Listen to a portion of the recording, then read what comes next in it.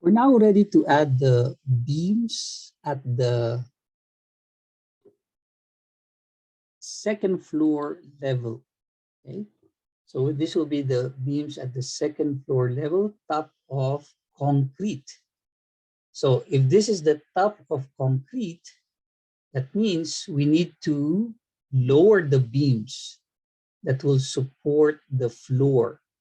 So depending on the thickness of the floor. And if we go to our drawing set, right? If this is the level where the top of concrete is, we need to lower our beam so that it will go below that minus the thickness of the floor. And then again, the beam that will be supporting the joist will further be lowered by 63.5. Now, what's the thickness of the floor? So we need to know that actually it's this wall, this floor right here. Okay, so we need to lower our beam and our, well, just the beam by the thickness of the floor. So let's see, what's the thickness of the floor then? So if we go zoom out, okay, we should be able to see, yeah, here you go, the thickness of our floor. So these are our floor legends. Okay, so floor legends, let's zoom in, and we'll see that for the second floor, the thickness of our floor is 140. And then we have a metal deck of 50 millimeters. Okay, so are we going to lower our beams by 190? Let's check. Let's check our floor construction first to understand what's happening. So floor. So this will be a 160 concrete with 50 mm metal deck. So in our scenario, we are actually using a 140 cast in place concrete with 50 mm metal deck. Let's edit the type. Look at the preview.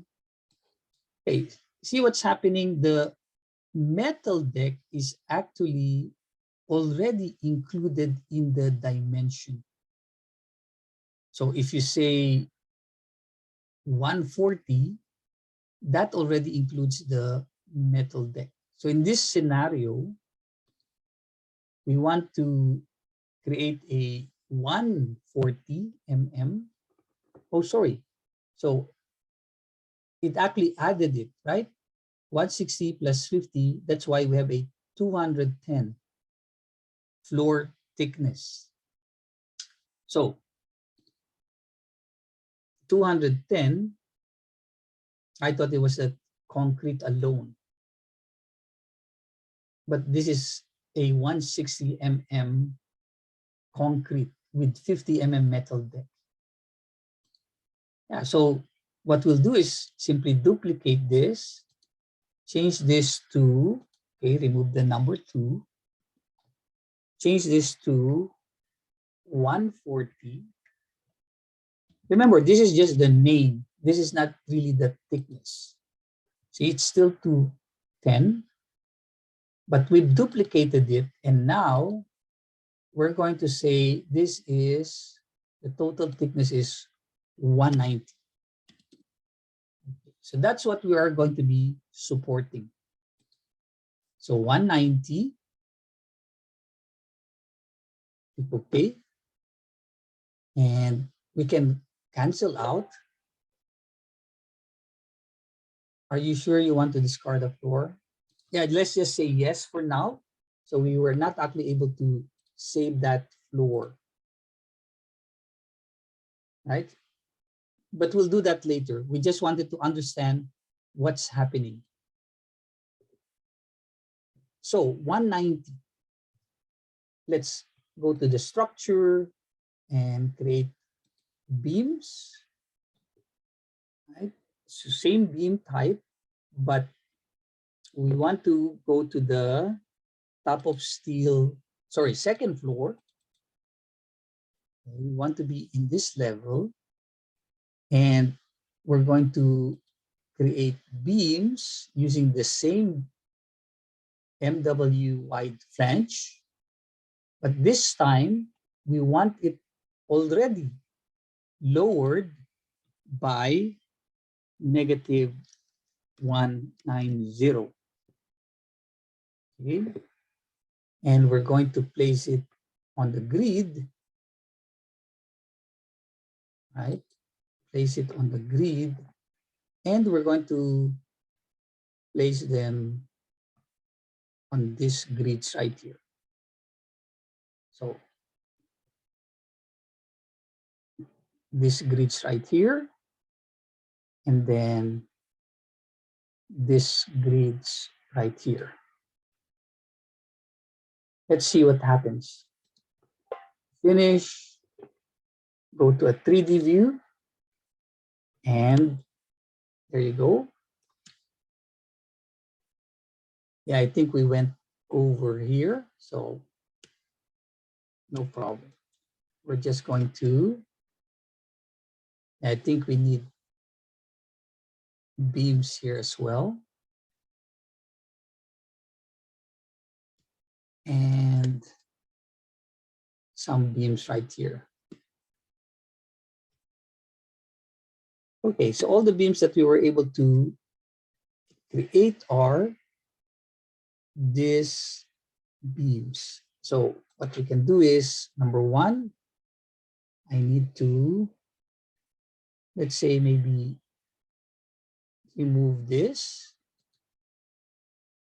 or should I? I think, yeah, we'll still have a floor here.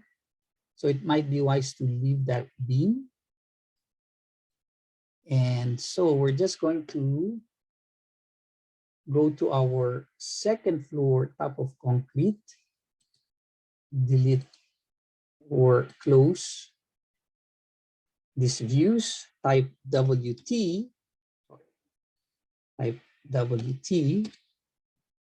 and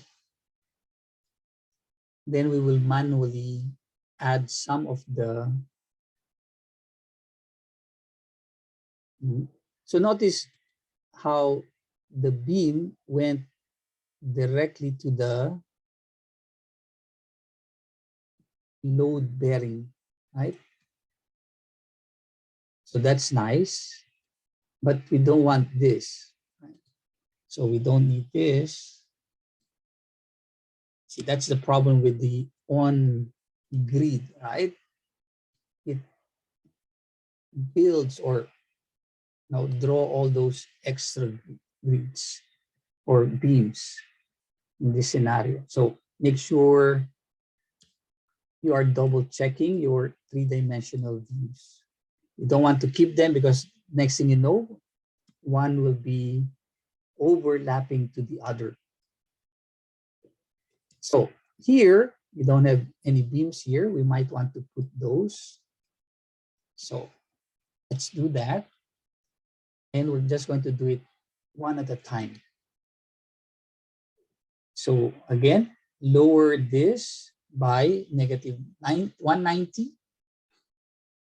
Okay, I do want a beam, I think right here. So I need a beam here. That's one. Okay, there it is. I do need a beam here.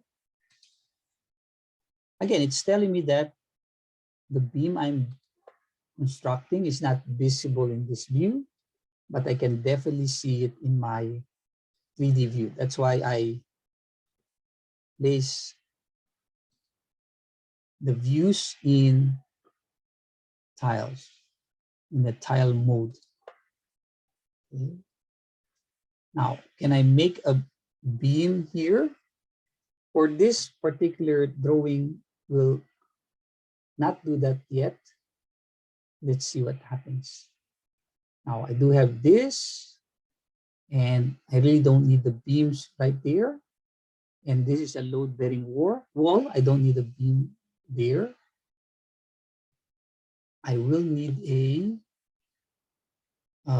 beam right here.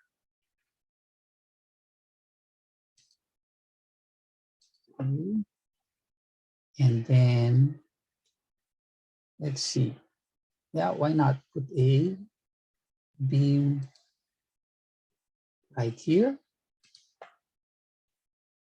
Okay, and then put another beam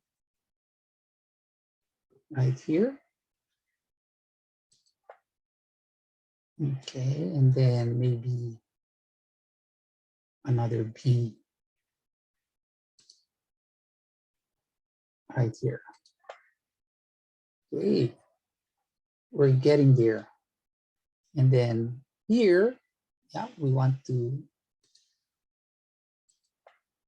create that beam and this beam as well. And this beam as well. Okay, and then let's do this beam.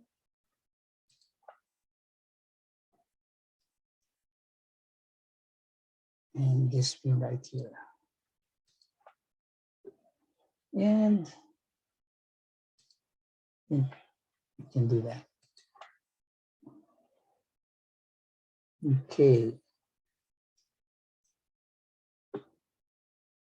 Let's build some beams here. And lastly, for the second floor, add another beam here. Okay, and then, yep, I do have those beams, so somehow we're good. Now, of course, remember, we want to bring down the levels of the beams that are going to support our beam system. So hold down the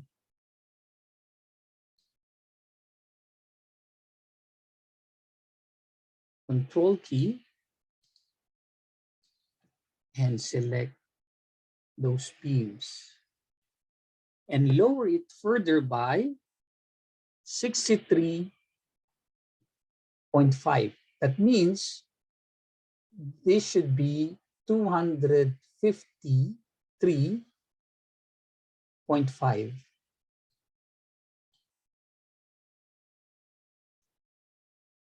Negative 253.5. Okay, so that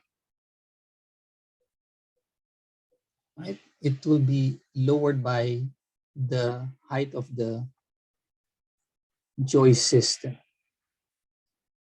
Similar to what we did right here. Okay. I think we have the beams that we need. The next thing that we're going to do is we're going to add the joist system at this level, so it doesn't get too confusing. Or should we add the beam at the top? Maybe let's add the beam at the top. That should be our next task. Okay, so we're going to be adding the beam at the roof level.